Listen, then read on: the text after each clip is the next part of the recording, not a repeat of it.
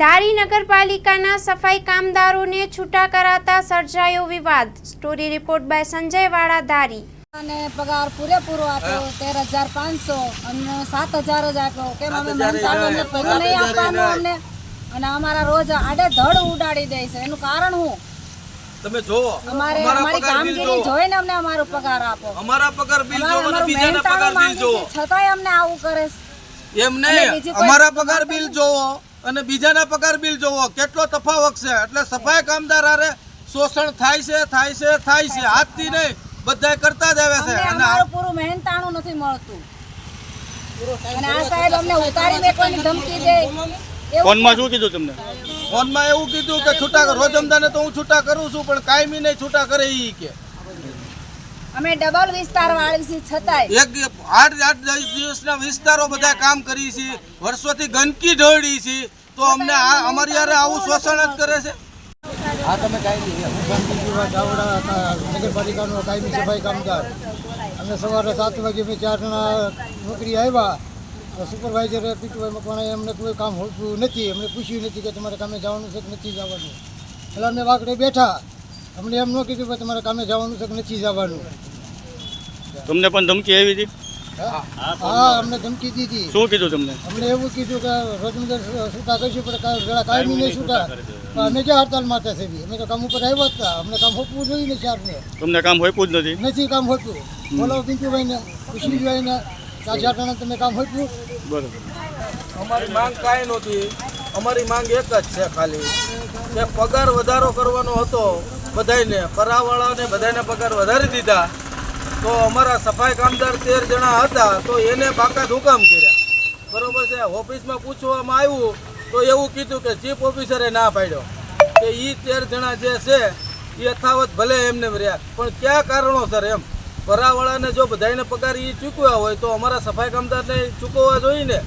એટલે ઈરાદાપૂર્વક સફાઈ કામદારનું શોષણ કર્યું છે. બરોબર છે.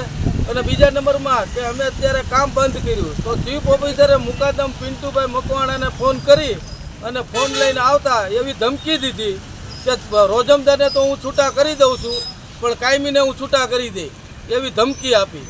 આજરોજ 22 ઓગસ્ટ 2025ના રોજ મને સવારે 7:30 જાણ થઈ કે સફાઈ કામદારો જે ગ્રામ પંચાયત વખતેના હતા તે લોકોને એક ફિક્સ વેતન તરીકે રાખવામાં આવ્યા હતા, અને હવે એ લોકોને એવી માંગણી છે કે અમે રોજમદાર તરીકે પગાર ચૂકવવો અથવા કામ બંધ કરી દેવાનું છે.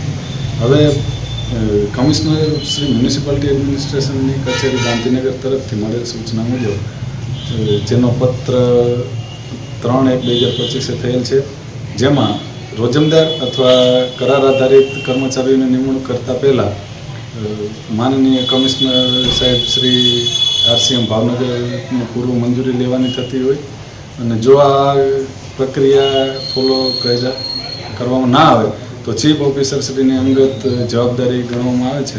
માટે હવે જે લઘુત્તમ મહેકમ ધારી નગરપાલિકાનું મંજૂર થઈને આવેલ છે તે મુજબ કાયમી ભરતી કરવા માટે અને કોન્ટ્રાક્ટ અથવા રોજમદાર તરીકે કઈ રીતે રાખવા તે RCM કચેરી ભાવનગર તરફ અભિપ્રાય માંગી અને સ્પષ્ટતા સાથે નવી કામગીરી કરવામાં. સર, હાલ જે છૂટા કર્યા છે લોકોને સાહેબ, એ લોકોને સાહેબ આજીવિકા માટે શું કરવામાં આવશે નગરપાલિકા તરફથી?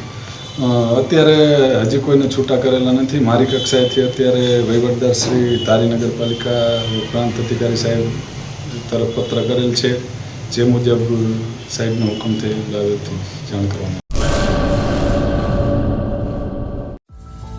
At SPU, education isn't just about today, it's about building a better tomorrow.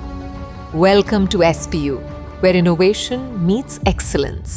Study in a cutting-edge environment with programs across technical, medical and paramedical streams. Choose from 120+ courses in 14 disciplines. Train at our 812-bed multi-specialty hospital. Get career ready with 180+ placement partners and global university tie-ups. SPU, educating minds, empowering tomorrows.